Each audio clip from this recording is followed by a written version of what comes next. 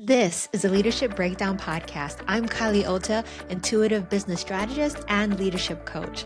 I'm here to break down the strategies for leadership and to address the breakdown that is happening in our leadership today. So let's break it down, shall we? Hello, and welcome to another episode of the Leadership Breakdown podcast. I am your host, Kylie Ota, and today we are meeting with Dr. JaNee Mobley. She is a pharmacist, an entrepreneur, and the owner of the Success and Wealth Institute. She is on a mission to help women evolve their leadership skills by leading themselves first. Right? If you've listened to any of the other episode on the podcast, that is our goal on this podcast. We're breaking down leadership principles so that not only can we lead others, but we also understand that in order to lead others, we need to lead ourselves first. So I'm so grateful for her being on the show today. And we're going to dive into, again, mindset. A lot of what we talk on this podcast is mindset, and also overcoming common obstacles that we see as leaders, whether you're in the marketplace or still in corporate, and the path to building profitable and purpose-driven businesses. So, Dr. JaNee, welcome to the show. Thank you for having me, Kylie. I am I'm so so excited to speak today. And before we begin, can you just briefly describe your definition of leadership and also some of your experiences as a leader? okay. Well, actually, before our time here, I was literally practicing because I understand that, we need to be ready for everything. In and And out of season. all the time, right? And I was sitting there, and one of the words, and we hear this often, is about because I work with women. It's all about leading her ship, and the reason why, or leading his ship, Mm, right? We hear a lot of leading her ship, but we also have yes. to include that men need to lead their ship. So my Yes. definition of leadership, and I know that you are a believer, so you understand the context of this. I always think about Jesus, right? And his ability to lead the disciples. And the only way Mm, that he was able to lead the disciples is that he was led by his father. yes. So, my definition of leadership is not about leading people, but about leading myself so that I'm in a position where others are able to follow me, willing to follow me, and that they can build the very vision that God has given me. If that answers your Yes. question. Oh my gosh. Yes. And just so people know more about you, just take us down your path of leadership, how you became a leader, because I think it's very interesting. Sometimes we think like there's one path to leadership, but like some most of the women that I've interviewed on this podcast, we've all taken the long and winding road to leadership. One, I think we've explored this on another podcast, is the paved road to leadership, to what you were saying, is more him focused, right? A lot of male focused leadership, especially in the corporate space. And women have not taken a back seat, but we haven't been given the same opportunities to lead. And I know as I was working on my winding way up the summit of leadership, you know, it was not paved. I worked in a very male dominant environment. I'm sure in pharmaceuticals, it's also very male driven as well. And so just give some of the women a taste of what you've gone through to become an established leader in your space. Oh, wow. Well, my first exposure to leadership was fresh out of college, fresh out of pharmacy school. And I worked for Walmart Pharmacy. And Okay. I remember even before becoming a pharmacist, I trained under two men. So I worked with two male pharmacists at the time, and I was the intern. And with men, majority of men, and I would just believe that God just created them like that, they have more of a very alpha mentality, very, very direct mentality. And they know exactly what they want, which has its benefits from a learning perspective because it teaches me, one, how to be direct and how to actually communicate in a way that people can understand, right? From a Right. woman's perspective. So that was my first experience. Later on, became a pharmacist and actually worked in that same atmosphere where I was partnered with a male pharmacist. And one thing about being a pharmacist, you are pushed into leadership because you, as a pharmacist, you are the manager. There is nobody second in terms of superior to you when you're the only one working. So I've had Yeah. to lead technicians. I've had to lead them through challenges on how to handle irate customers and how to deal with various difficulties. On pushing past that, I actually was a leader as a pharmacist in the hospital corporate arena, and where I was leading a team of individuals dealing with multiple personalities and also working, I guess you would say, with my manager as well. So I was kind of what I would like to call sandwich in between. And then Yes. later on, leading from the perspective of academia and now leading my own company. So dealing with multiple personalities, dealing with a variety of people. Has been a journey, but I have learned to embrace it. And also, I will not subtract this leading in my own home as a mother. Hmm. So that has been my journey. Yes, and I think, as females, I mean, we forget to think about leadership in the home when we are being groomed in, the corporate leadership principles.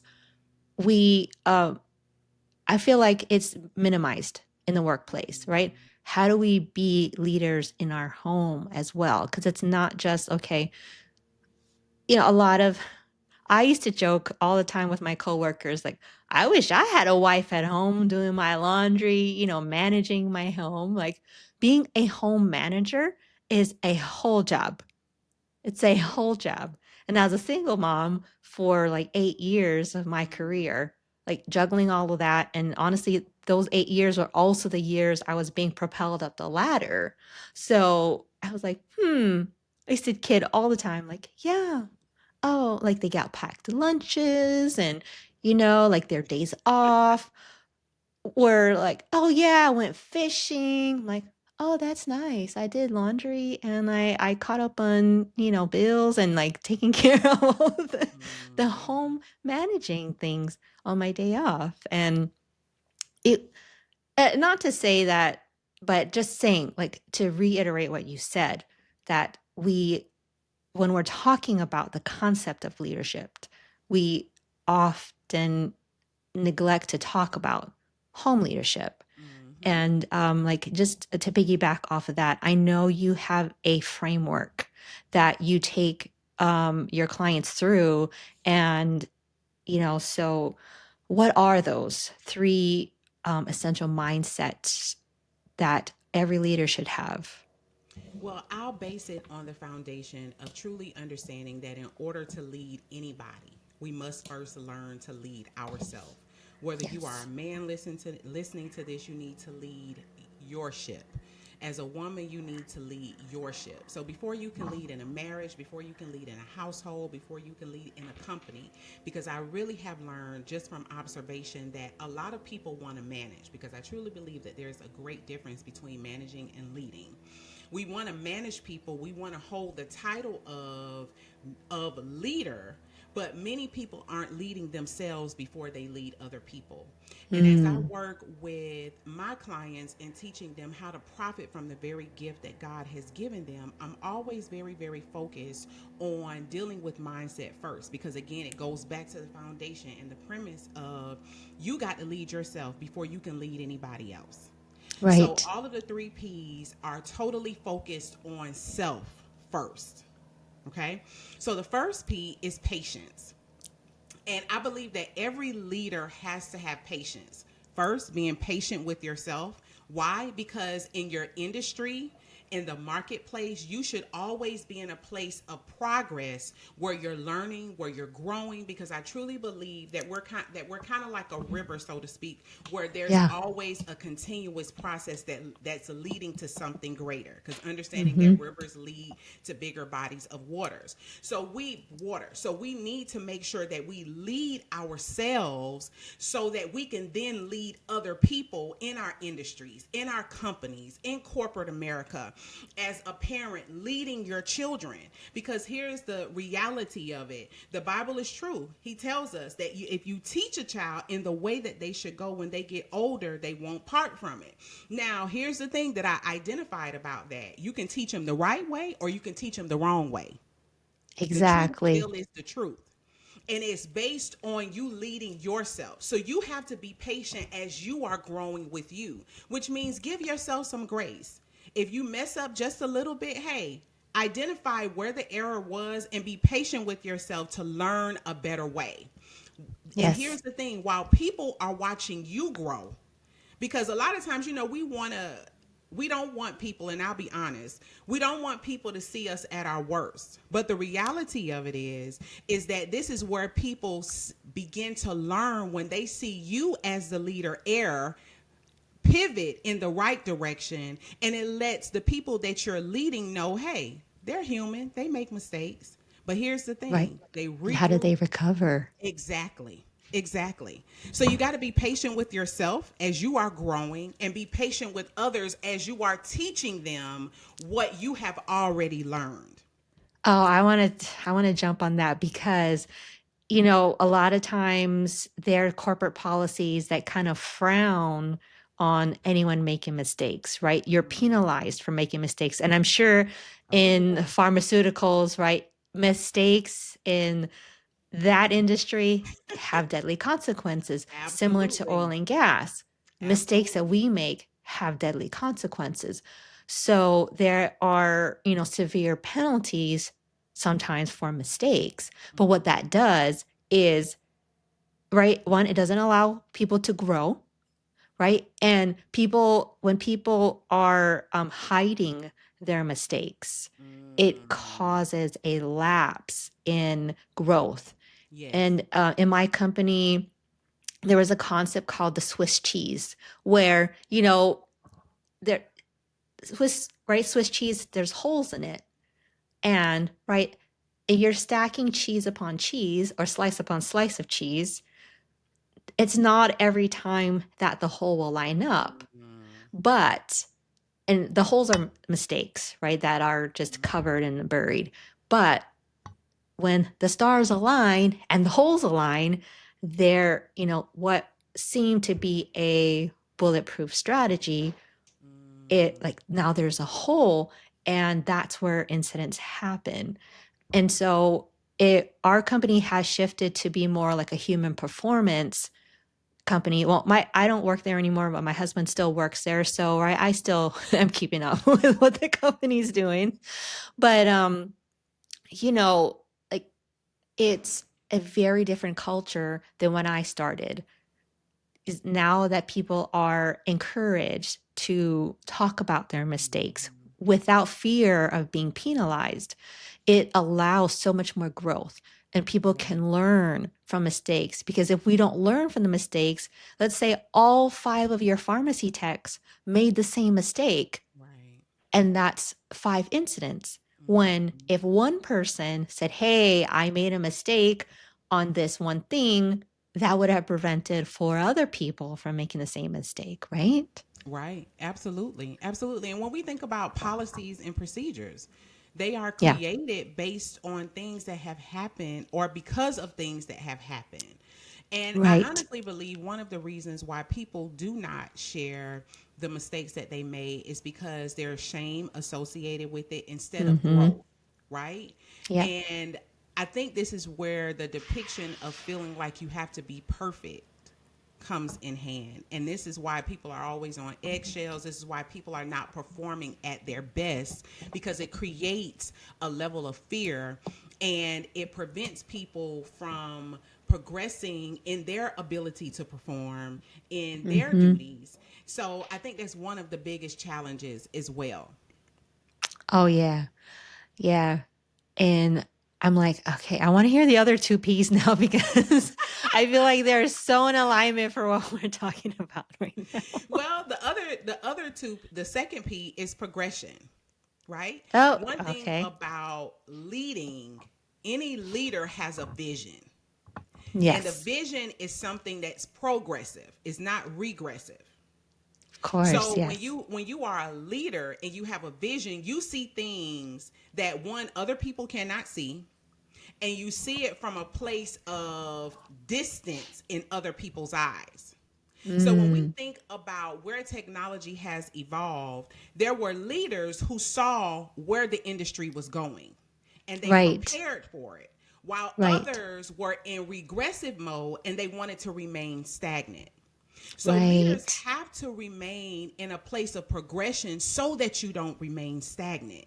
You have to have the, and here's this is where I believe is so exciting, because this is where creativity comes in. This is where Yeah. you can really leverage your gifts and the gifts of other people that are on your team to help you with the vision that you have so that you can move forward in it.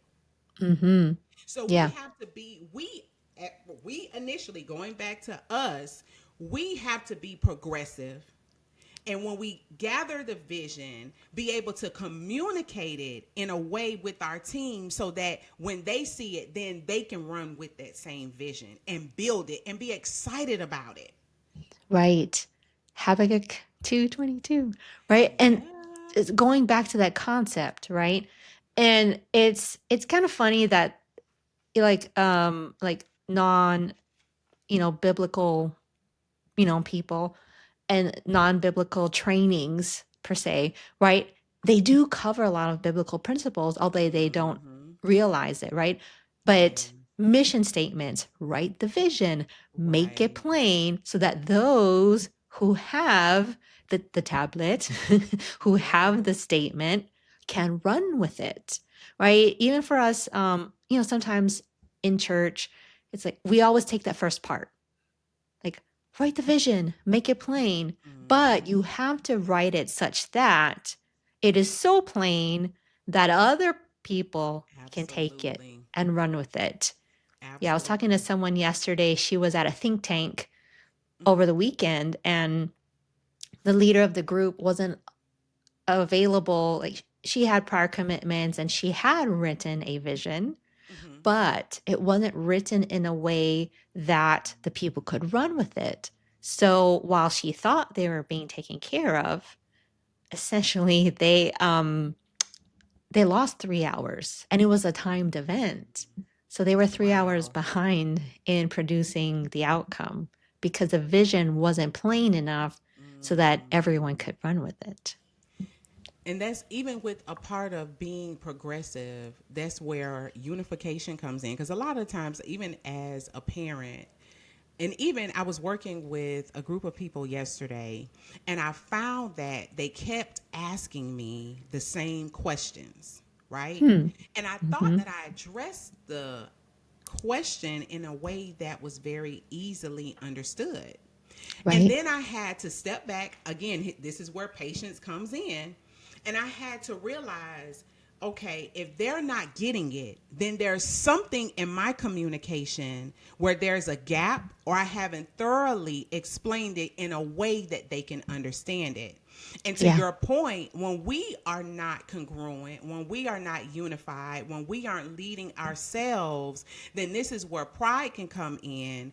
And we think we know what we're saying, but the people that we're delivering it to, whether in handwritten communication or verbal communication, are like, what are they talking about?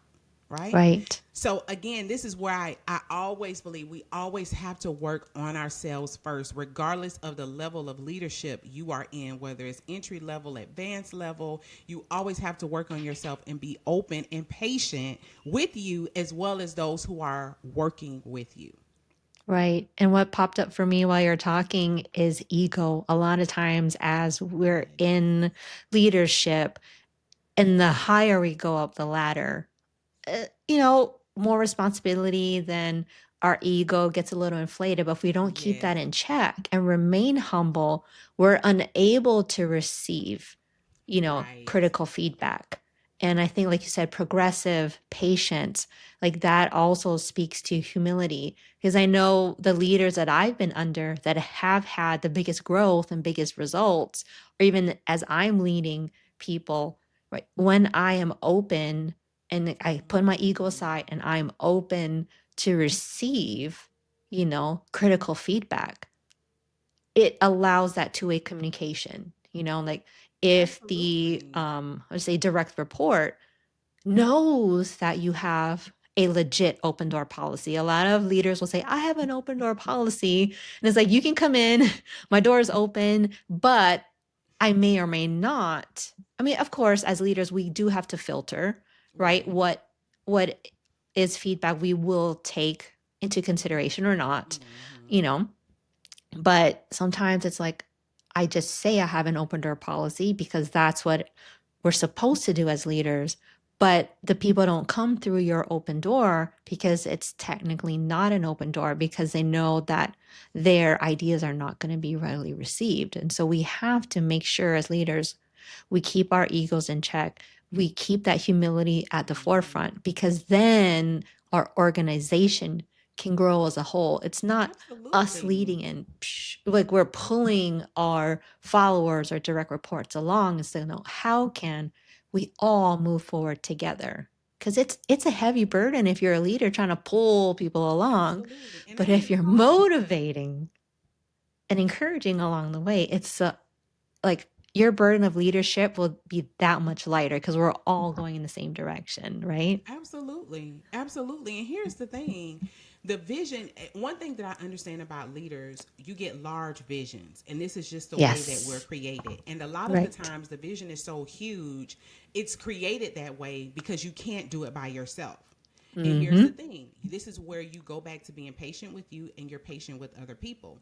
The vision that you have been given isn't just for you, but it's about you corralling a group of people because I'm working on an event and I'm working with a group of people. Now, here's the thing, I came up with the idea.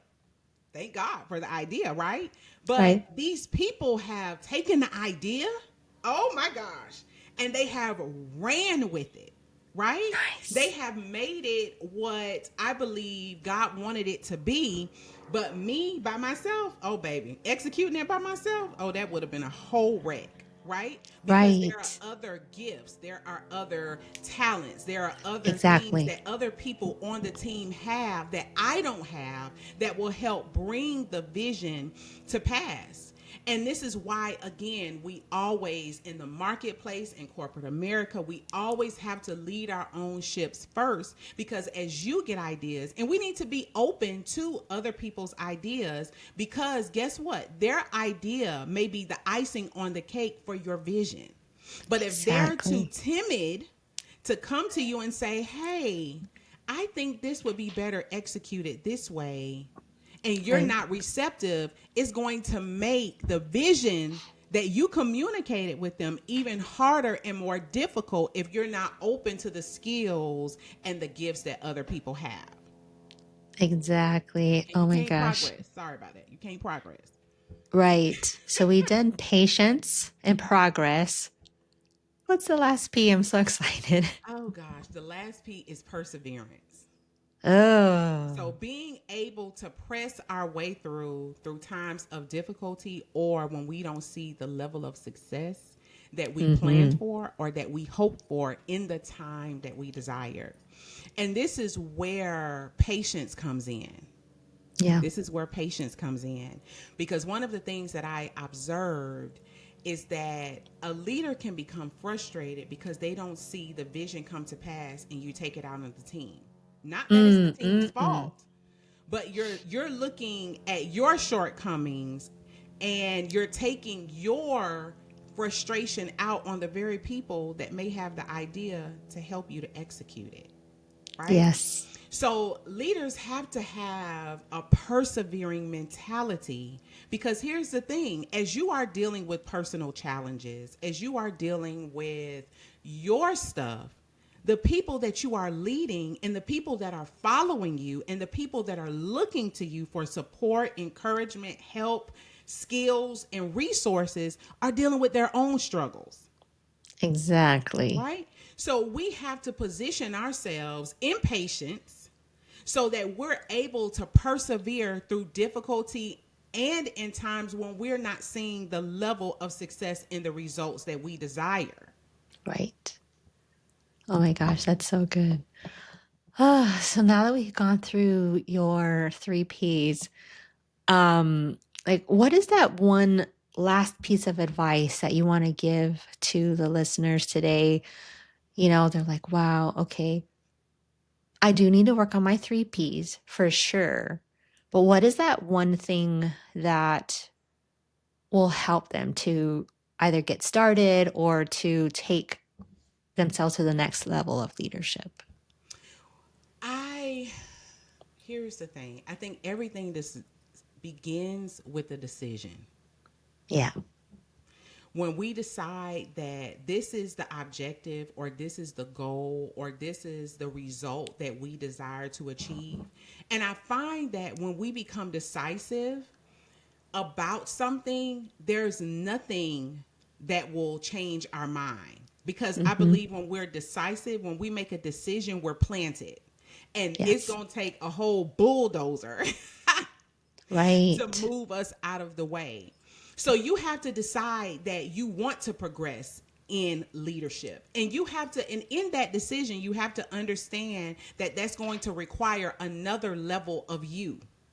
And Yeah. just like in working out, because you were talking about working out with your friend, and I was working out yesterday, and sometimes you just don't feel like it, right? Sometimes Mm-hmm. with strength training, it can be the most gruesome thing, to lift those weights because your muscles are tearing and it's building new muscle and it becomes very, very uncomfortable.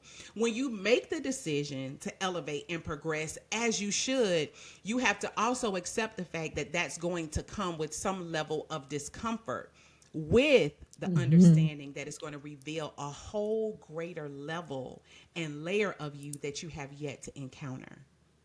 Oh my gosh. That is so good. Because my friend and I, we're just talking about this at the gym this morning. Uh huh. She was like, oh, I had legit pain because she's recovering from an injury. Okay. And I'm like, wow, you're back, like, and she's like, yes, but I legit hurt this morning. And we're Mm, talking about it's that decision. Like, even if I do a modified workout, like, I'm getting my workout in, you absolutely. know? And I said, sometimes, it's that decision to just get to the gym. And when you get to the gym, you can start making micro decisions. Like, oh, like initially my decision, just say, right, I'm going to take it easy. But when you get there, you're like, oh, maybe I can just take it up a notch a little bit. And, once we decide to make those micro steps in our decision, I know for myself, when I do that, like, wow, I did way better than I thought I was going to do. Cause I came in like, okay, just make this baby step. Decide that you're going to the gym. Like, oh, yeah, decide to do a little bit more. Oh, yeah, I think I can push it up, push it up, push it up. And the next thing you know, you're like, wow, oh, I did a PR today. Or maybe not, but at least for me, when I do make those decisions, I'm like, okay, I thought I wasn't going to be able to hit my norm. I was just going to take it easy. But I was like, oh, I did okay today, Yeah. I think as leaders, it's, how they say it's lonely at the top, right? And sometimes it does come down to us being that first domino where Mm-hmm. we have to decide. And then as our followers are seeing us make those micro decisions, it Yes, also influences their micro decisions. Like, oh, if she's doing it, maybe I can too, absolutely. and Absolutely. I love that. And so, speaking of decisions, I know that you have a freebie that Yeah. people can download because that's another micro decision that people have to make. Yes. So, um, and some of those decisions involve making mistakes. And I know Your freebie specifically talks about mistakes. And we've talked about that today, right? Sometimes we do have to, like just put our foot out there and just Mhm. make, right, that first decision, even if we're not 100% sure, Right. right? And it's a decision and then another decision and another decision. And sometimes, like as leaders, when we make a decision, we don't always know if that is the correct decision. Right. And I know, anyway, your freebie talks about 5 mistakes that Yes. sometimes we make as leaders.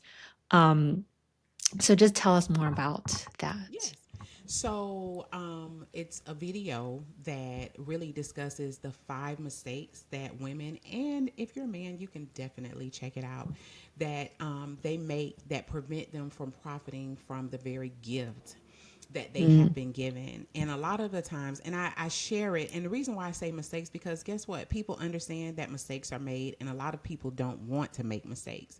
But one of the mm-hmm. things that we discussed here today is that a lot of the times our mistakes are what help us to improve and refine so that we can become better. If we look at some of the greatest industries, the brands, they have made some of the biggest mistakes.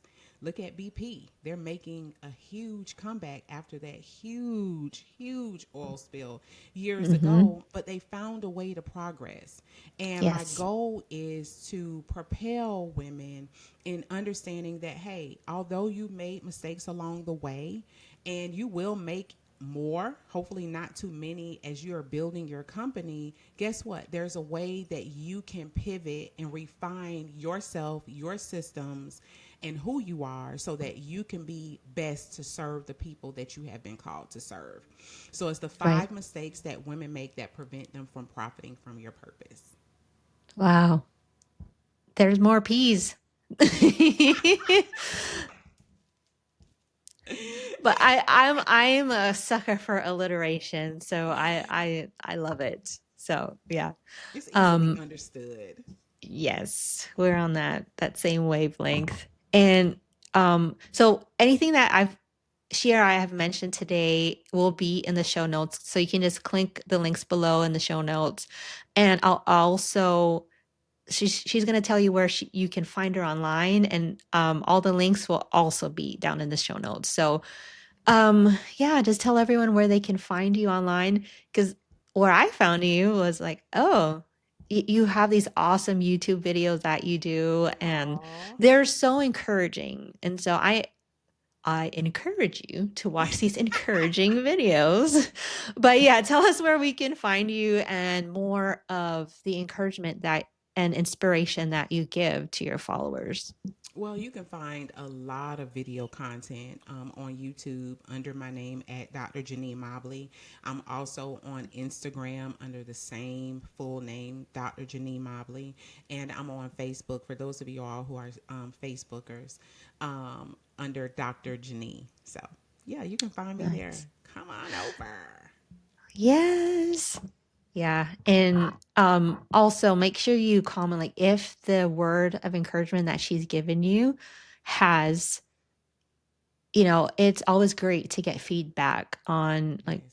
as a content creator, it's always great to get feedback on our content. So her content is really great. So make sure you give her that feedback too. So anyway, I don't know. It's just been so great to talk to you today. Yes. Even when we first met, at our meet and greet call. Oh my gosh, that was so fun as well. And I just can't wait to have more conversations with you and just strengthen our friendship offline. Yeah, look, that what was supposed to be 30 minutes. I think we were on there for like probably a good hour for our pre-chat. Yes. Yes. I'm like, oh yeah, podcast. We were supposed to talk about the podcast today. Yes. It was so fun. And so that's why I'm encouraging you to go check her out, because, like, yeah, you'll just love her content and just her vibe. If you did not enjoy her vibe, I mean, if you did not enjoy her vibe today, I don't I can't help you there. But if you did enjoy her vibe today, go check her out online. Her videos are amazing. And yeah.